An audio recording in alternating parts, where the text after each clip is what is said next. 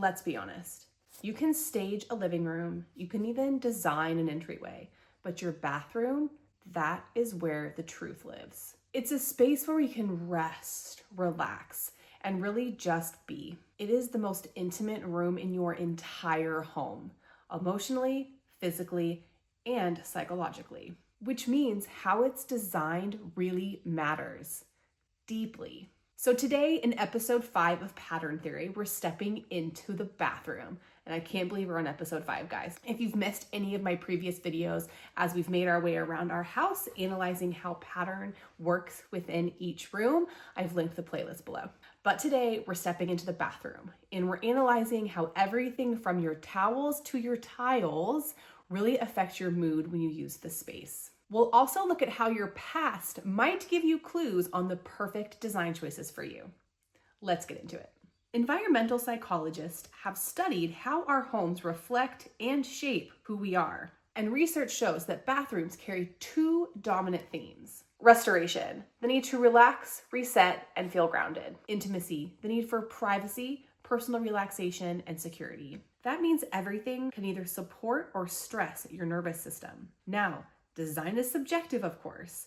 What feels restorative and intimate to you may not feel the same to someone else. However, there are a few foundational design techniques that help support these cues no matter your design style. Soft shapes and textures. Warm layered lighting.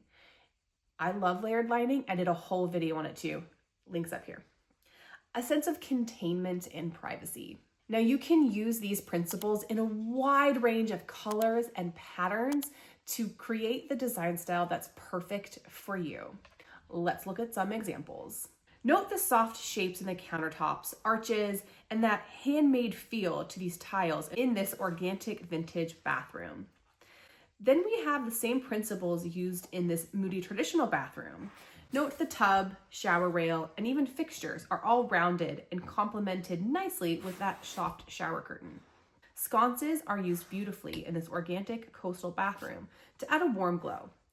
The same principles used in a more contemporary space with backlit mirrors that help warm the space that can really feel cold fast. And finally, we have 2 spaces that both lean a bit more organic in design, but provide a sense of containment and privacy from the outside world. Now, pattern in the bathroom. It's bold, it's brave, it's also permanent. Let's talk about how to do it with confidence and what happens when you don't. Let's talk tile. Let's talk permanence. When it comes to bathrooms, patterns live in the hard stuff. The floor you walk on every day, the splashback behind your sink, or the wall that you'll stare at while brushing your teeth for years. It's powerful and intimidating. Choosing a permanent pattern is a lot like getting a tattoo. You're making a mark. You're saying, this is how I want to feel over and over again. And that takes guts. Every tile is a small gesture, repeated and grounded in time. It sets the tone for how you want to experience your bathroom daily. Let's say you choose a soft scalloped tile in a pale green, or a bold checkerboard floor, a hand-glazed terracotta tile that shows every ripple and imperfection. That's not just a design choice.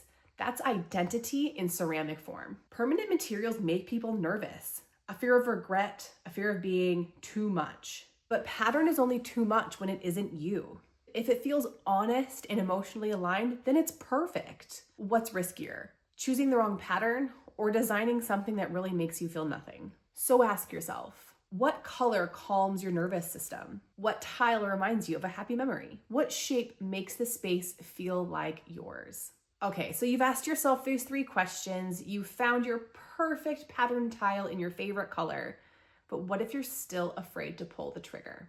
Next, let's dig into some psychology tips to help you understand why you've made those choices and hopefully make it a bit easier for you to commit. Here's where it gets fascinating.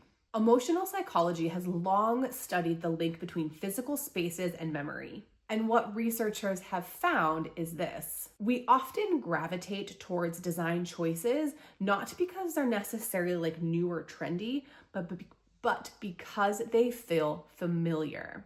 Because they remind us of somewhere, whether consciously or not, of somewhere that used to feel safe. This is called place attachment, and it is a powerful emotional driver. Your brain stores sensory experiences, color, pattern, smell, layout, and ties them to an emotion. So when you walk into a space with a soft pink tile and floral wallpaper and suddenly feel calm, grounded, or even nostalgic, that's not random, that's memory, that's safety, and that's home. You might not know why you love that 1970s peach tile or the tiny bathroom with the seashell print wallpaper, but your body remembers it. It felt safe, it felt like home. So here is your permission slip. If a pattern or a palette speaks to you, even if it's quirky or not trendy or outdated, trust your gut. It's not just a design preference, it's emotional recall. And the more that you lean into these connections, the more your bathroom becomes not just styled, but actually a part of your story. So the next time you stumble upon a tile that makes your heart skip, ask yourself, is this just a pattern I like or a place that I remember feeling like myself? Let pattern do more than decorate. Let it restore, reconnect, and remind you who you are. Now, you don't have to tile the whole room in florals to be bold and to add some nostalgia to your home. Try this. A niche with a contrast tile, a vertical stack behind the vanity, playing with matte versus gloss finishes, a grout as a contrast, not filler. Let pattern be punctuation and not the paragraph. And when you use pattern with courage and clarity, you don't just make it pretty, you make it personal. If you found this helpful, hit the like and subscribe button below. I would love to have you join our community. If you missed any of the previous episodes of Pattern Theory, I've also linked that playlist in the comments below. And let me know, what's one pattern decision that you may have been too afraid to tackle, but feel like you might have the courage now? Until next time, I'm Ash, and this is Pattern Theory. Love your space, fill it with joy, and make it yours. See you in the next one.